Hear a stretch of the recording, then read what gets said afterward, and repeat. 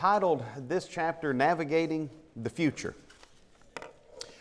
This is a passage that can be helpful in giving counsel and guidance to those who are about to set out on their own in life.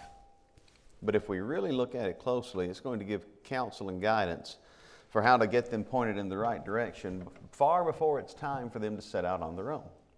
Take, for instance, Proverbs 4, verse 11. Right in the heart of this chapter, the statement is made, I have taught thee in the way of wisdom.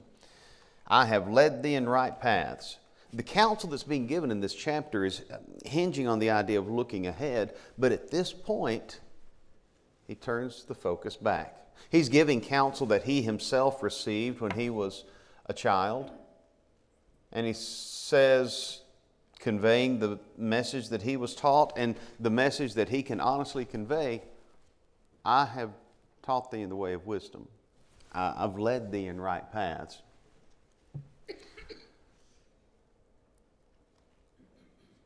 I can't stand in front of the next generation and expect them to live Proverbs 4 as they come into adulthood if I've not lived in front of the next generation and demonstrated Proverbs 4 throughout the childhood.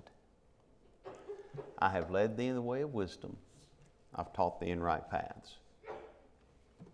Yes, it's easy to apply that to parents.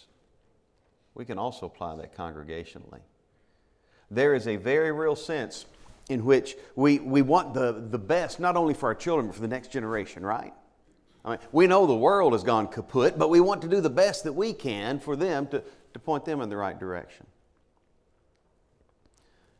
When we're truly sincere in that, it will impact the way we live,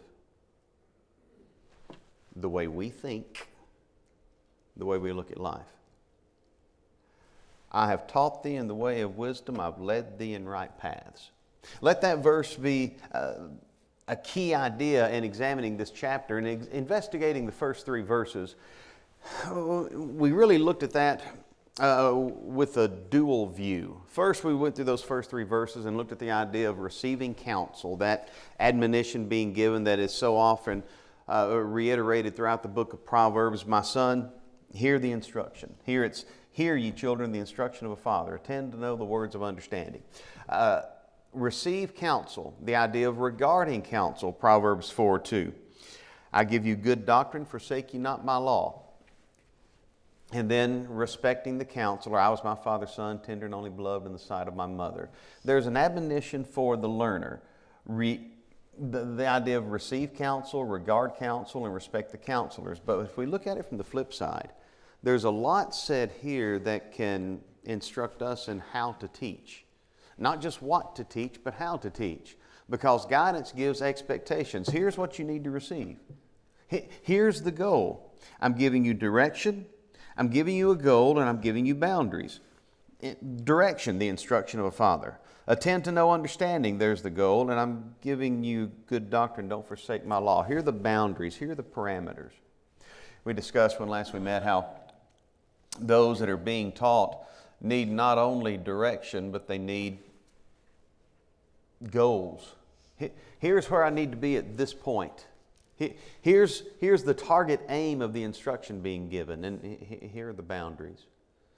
Small children without boundaries will either go crazy, or in most cases, you put children in a playground that has no boundaries, and they're actually going to be so confused about where the boundaries are that they won't make as much use of the space.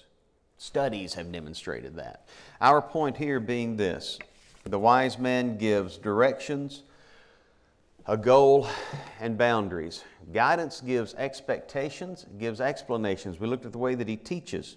I give you good doctrine, teaching. Forsake ye not my law. Teaching doesn't just tell, teaching explains. Teaching doesn't just tell, it relates on a level that the student is going to recognize. Teaching doesn't just tell, but it endeavors to connect with the one being taught. We can insert here Proverbs 22:6. Train up a child in the way that he should go. By the way, it may be impossible to say it enough. That verse don't teach what most folks say it teaches. Train up a child in the way that he should go, and when he is old, he'll not depart from it. Proverbs 22:6 is discussing how to teach, not what to teach. Train up a child based on that child's bent, that child's inclinations, that child's perspective, that child's strengths, and that child's weaknesses. Train up a child based on who the child is, not based on who you are, Dad, and what your preferences are. Not based on what you like, Mom, and what you think that child ought to be. Train up a child in the way that child's going to learn. And when he is old, he'll not depart from it, because when that child's old, he's not going to have an identity crisis. He'll have an idea of who he is. He'll have an idea of how to learn. And when we teach them based on their learning strengths and weaknesses, then they're going to be able to identify their learning strengths and weaknesses and be better prepared to overcome them. Instead of developing this no child left behind situation where so many times it's just a matter of here's an excuse why you didn't learn, instead of here are the tools in order to overcome the obstacle. Isn't it interesting? The Proverbs writer is speaking to the parent as he says this. So, guidance gives expectations, gives proper explanations, and based on the way the child will receive it, and encouragement. Let's springboard from here. We come back to Proverbs 4, picking up in verses 3 and 4. I was my father's son, left unstated, but conveyed implicitly is, I was to him what you are to me.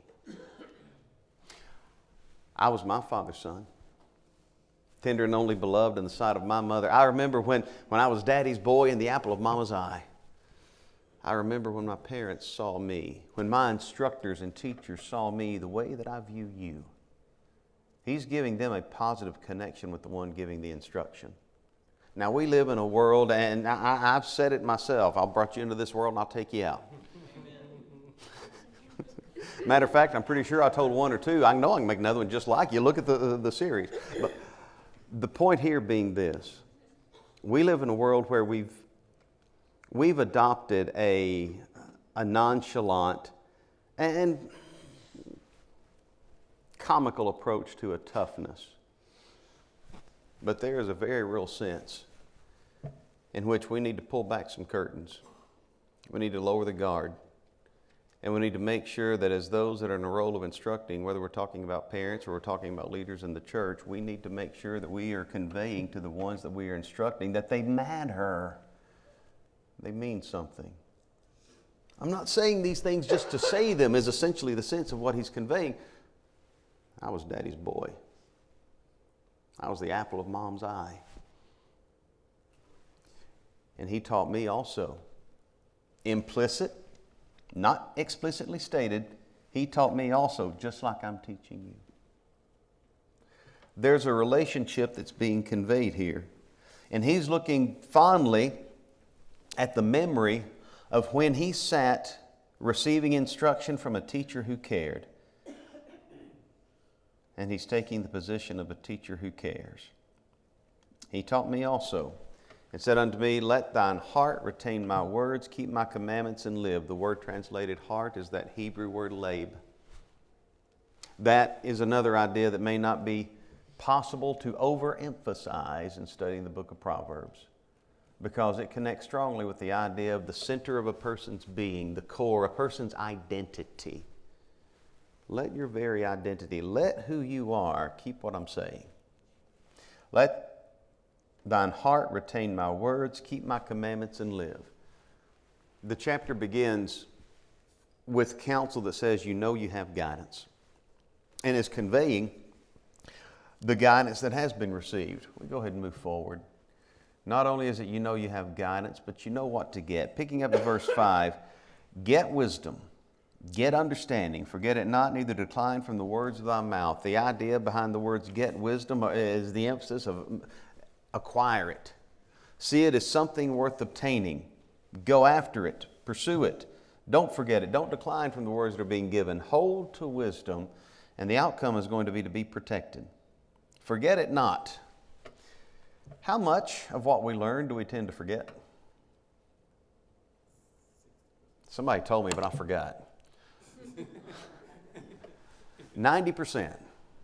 We tend to forget 90% of what we learn.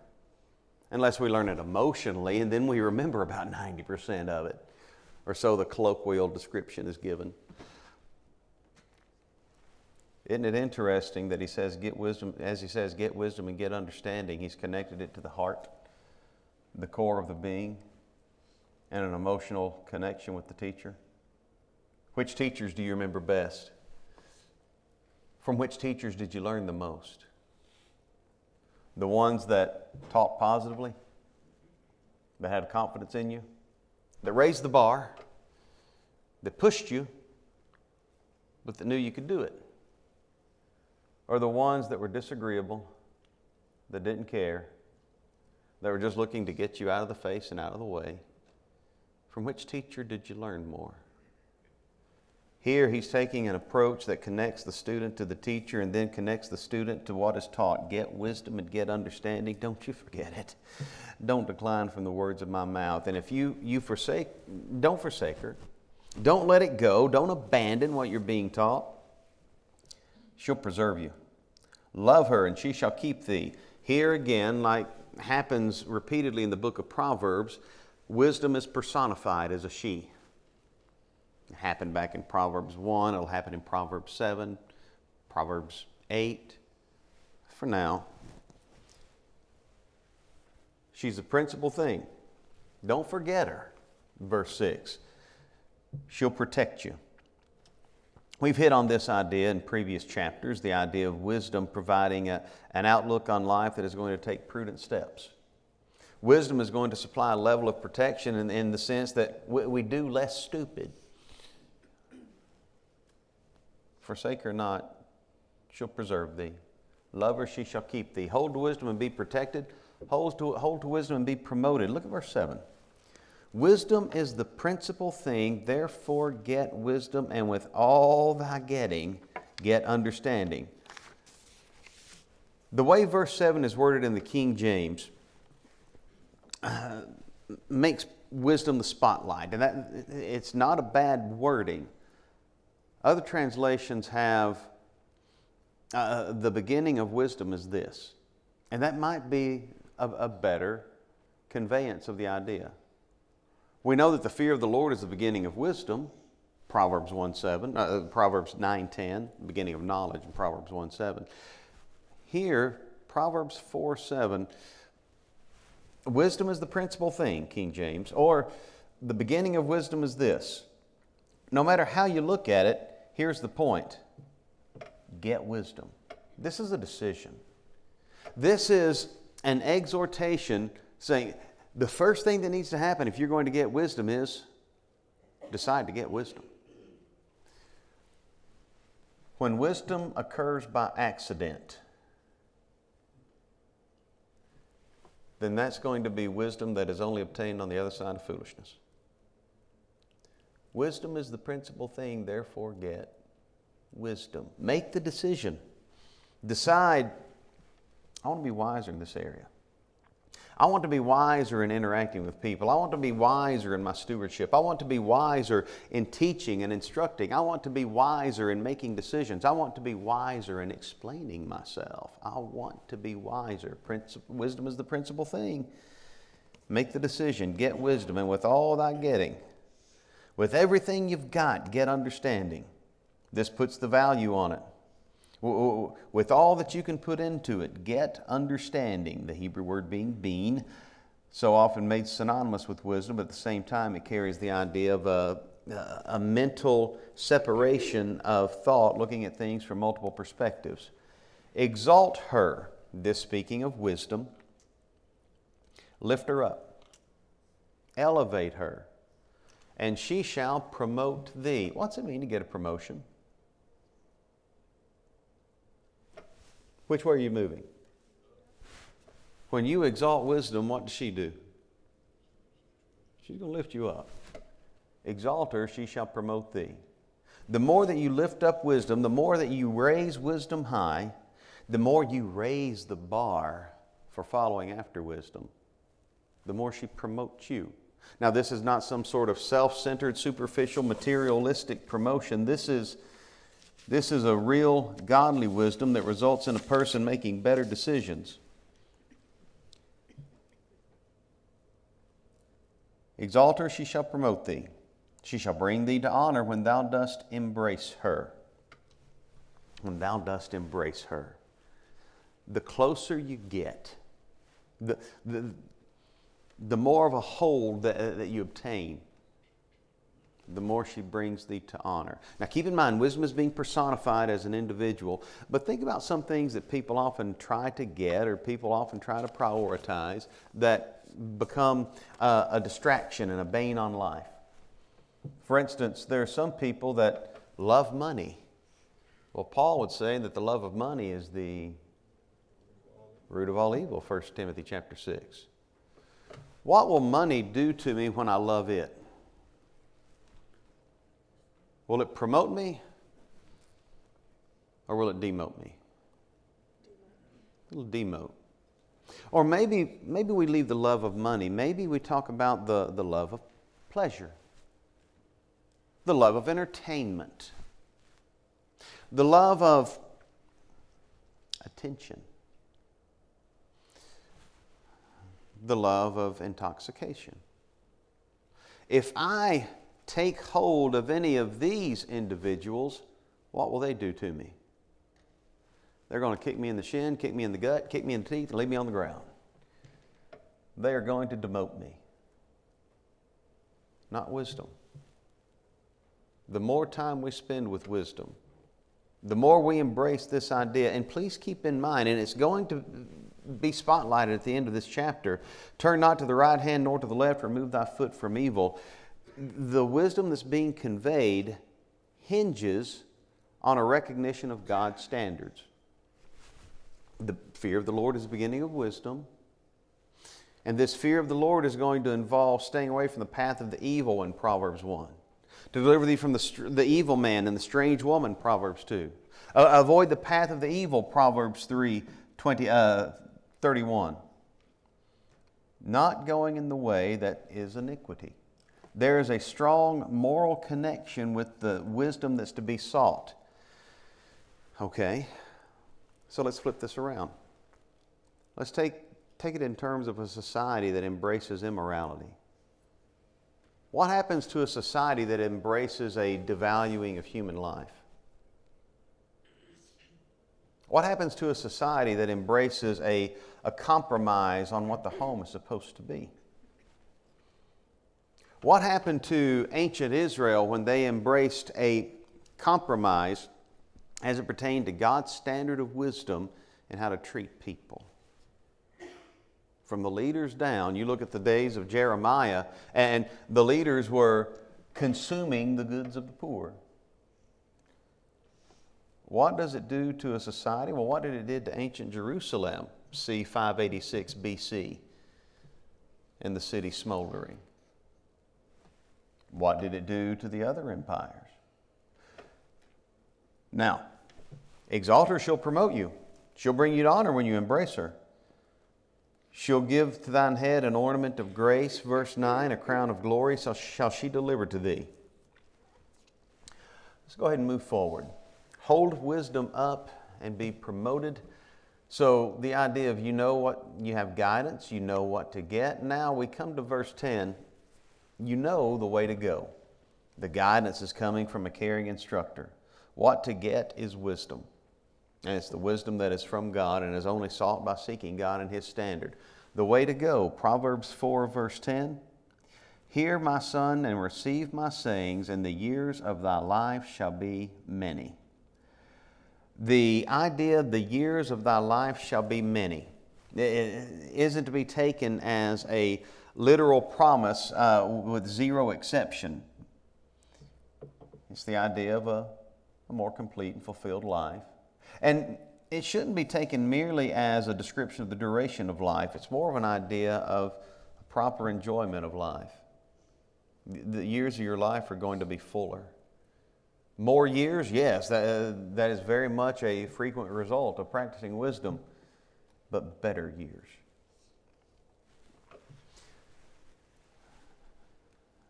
Heard some folks talk about, we've been married 55 years. But then if you ask the question, how many happy ones? They give a different number. How full were those years when they weren't the happy years, so to speak? When they weren't the good ones? When there was a compromise, a lessening, a dearth of wisdom involved in the relationship. The years of thy life shall be many. There's an idea of living good years here. So you know the way to go. Walk in wisdom's way, verse 10. For the sake of time, we'll go ahead and move forward, but we've hit on this idea of fuller days previously. You might go back to the book of Deuteronomy 5:33, and other such passages. We come to Proverbs 4:11. We've already noted this one. I've pointed you in the right direction. I've given you the right start. I have taught thee in the way of wisdom. I have led thee in right paths. I've set you on the right course.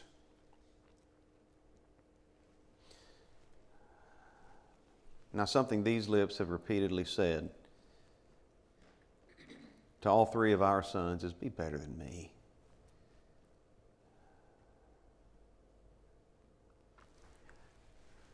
We want to put them on the right course, but we also want to be honest, aware, and objective about our own shortcomings. Brethren, it's one thing to raise the bar. It's another thing to raise the bar for the next generation or think we're doing so while we lower the bar for ourselves. It requires integrity and consistency to be able to say what's said in Proverbs 4:11. Now, this is not the counsel that is too often given in our world today. Well, you're just coming into adulthood. You know, you need to take your time and figure out who you are and just sow your wild oats. How many people have heard that phrase? Heard that phrase conveyed as a positive bit of instruction. Sow your wild oats. You know, when you sow seeds, they grow fruit. I've known some folks that had a bumper crop from those wild oats, and it was their demise. No. The advice here is follow the right roads, not sow the wild oats. Stay on the right track. I've put you on the right track. Just stay there. I've pointed you in the right direction, but there's a recognition on the part of the teacher as he speaks to the student, I can't walk the road for you. The goal of any parent, and what should be the goal of every teacher, not to create a perpetual dependency, but to instill a like-minded independence. I don't want a son calling me up when he's 30 years old saying, hey, Dad, I just got out of bed. Should I eat Fruit Loops or Cheerios this morning? We want them to be able to make decisions for themselves. We want them to be able to survey the situation and move ahead in their own walk. Not just their walk through life, but they're walking with Jesus. And we're trying to instill in them a way to walk in the light, walk in the right path. We get them started in the right direction. They've got to make their own decisions. And most of those decisions are going to be more important than just Cheerios or Fruit Loops. I've gotten you the right start. I've led you in right paths. So walk in wisdom's way, verses 10 through 13. Verse 12, when you go, your steps shall not be straitened. When you run, thou shalt not stumble. When you go, think of this as just regular motion. When you're moving ahead and advancing, you're not going to trip up over the counsel I've given you. You're not going to trip up if you follow in this course where your feet are set. And when you run, well, there's a difference between going and running. You might even think of this as an emergency situation. When you run, when you're pressing ahead faster, you're not going to stumble.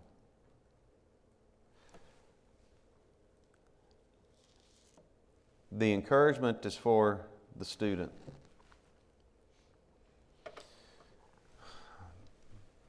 But the first summons is for the instructor. To be able to say these words without hypocrisy, with complete honesty. Take fast hold of instruction, verse 13. Let her not go, keep her, for she is thy life. Get a grip on instruction. Instruction being the idea of teaching. This is not just the ability to do it, this is the ability to receive it. Learn how to learn. The concept was given all the way back in Proverbs 1, beginning in verse 1. The Proverbs of Solomon, the son of David, the king of Israel, to know wisdom and instruction. To understand what wisdom is and to understand what learning is. Take fast hold of instruction. Let her not go. Keep her, for she is thy life. She's your life. She's your survival. But life is about more than just survival.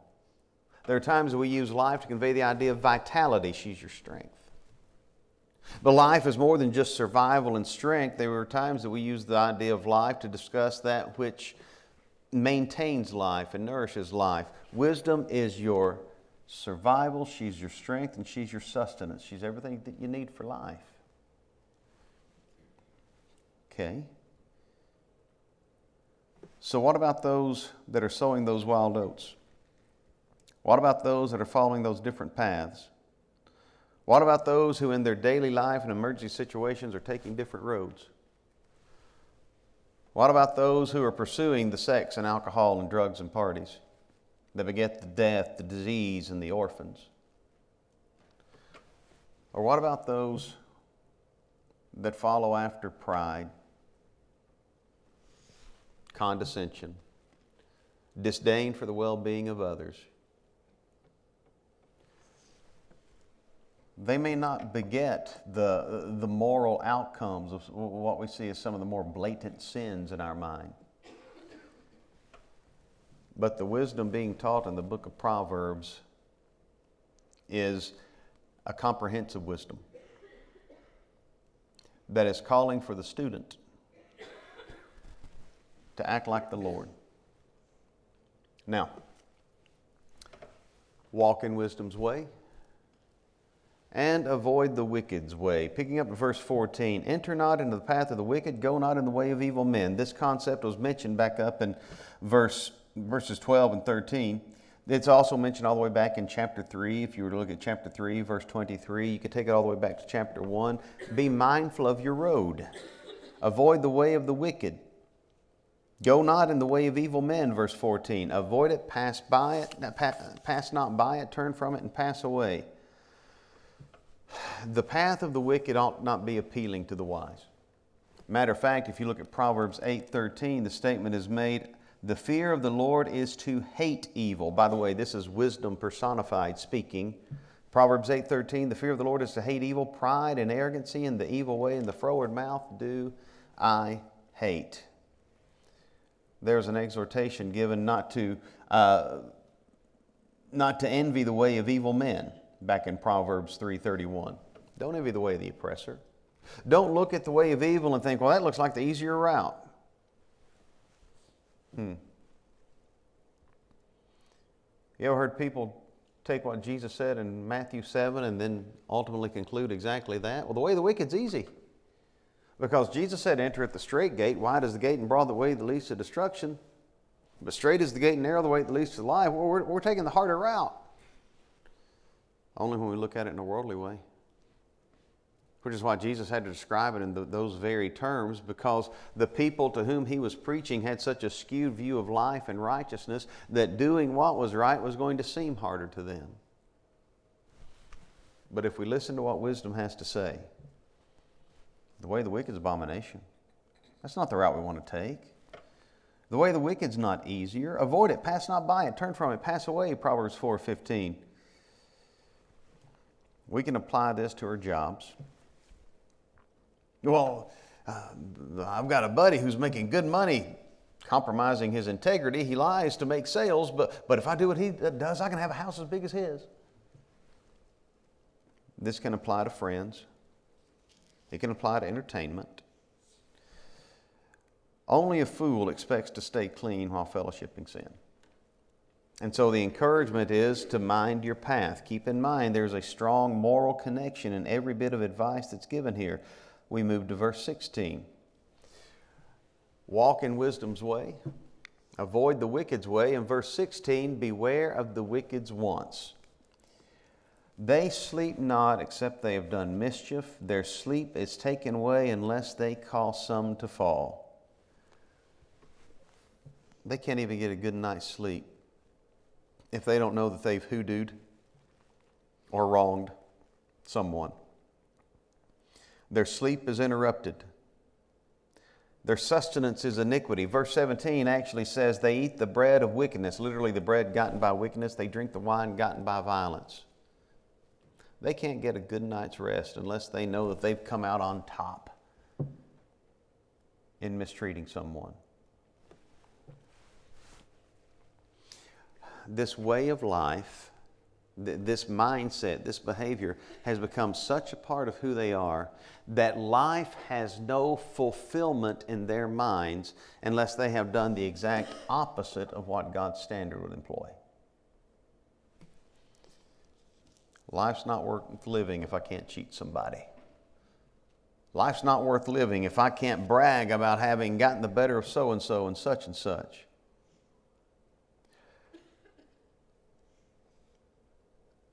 Their sleep is taken away unless they cause some to fall, verse 16. Does this mean unless they cause some to sin? Perhaps. There's a saying that we have in our culture. Misery loves, so does iniquity. So does guilt. They're guilty. They keep getting more and more guilty. The only thing that's fulfilling to them is whether they can get others to adopt their behavior. If you're of the world would love you. That's what Jesus told his apostles, John 15. Here's the idea put into through the pen of the wise man. These aren't happy unless they lower some to their level.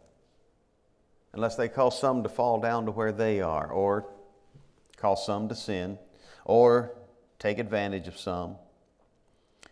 Verse 18. Now their iniquity is not incidental, it's intentional.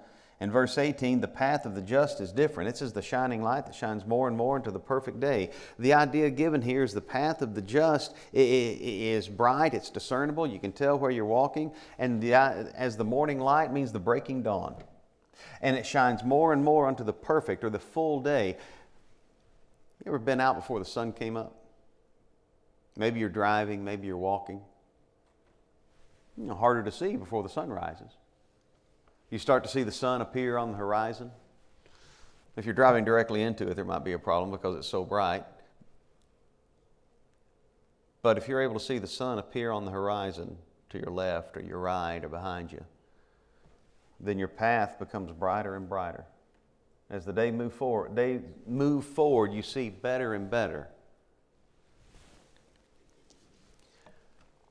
Such is walking in the light. Such is the Christian walk. We've got to start somewhere. We've got to start somewhere with limited wisdom, and there are things we've got to learn.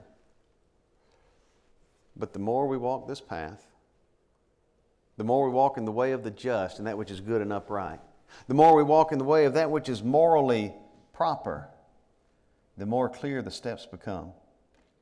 The brighter we see things, the clearer we see. But the flip side of that is given in verse 19. The way of the wicked is as darkness. They know not at what they stumble. The physical illustration. Well, have you ever gotten up and you were walking through the house at night and you kept the lights out because you didn't want to waken anyone else? Right up until you stepped on that Lego or that Hot Wheel or whatever it was. Or maybe it wasn't something that hurt or something that squished, but you couldn't see where you were going. And when you walk in the dark, you really don't know where your steps are going. Even when it's a familiar place like your own bedroom. And when you're walking in the dark through life, taking steps into places where you've never been. When I'm walking in darkness, I can't see where I'm going. I can't see what it is that's tripping me up. I can't see what it is that's being a detriment to my life. If we take this just a step deeper. The way of the wicked, those that are so caught in walking in darkness, is to the point that they don't realize what it is they're putting in their own way to trip them up. They don't realize what it is they're doing to their own selves to destroy them. They don't realize how they're contributing to their own demise. They're blind to what they're doing to themselves. They don't know where they're going. They don't know what's causing them to stumble. Now, we'll go ahead and close this one up right here, but when we pick back up next week, we'll be at Proverbs 4:20, and there's going to be something of a crescendo as he applies all of this advice as it pertains to the route that they take. Thank you very much for your time this evening.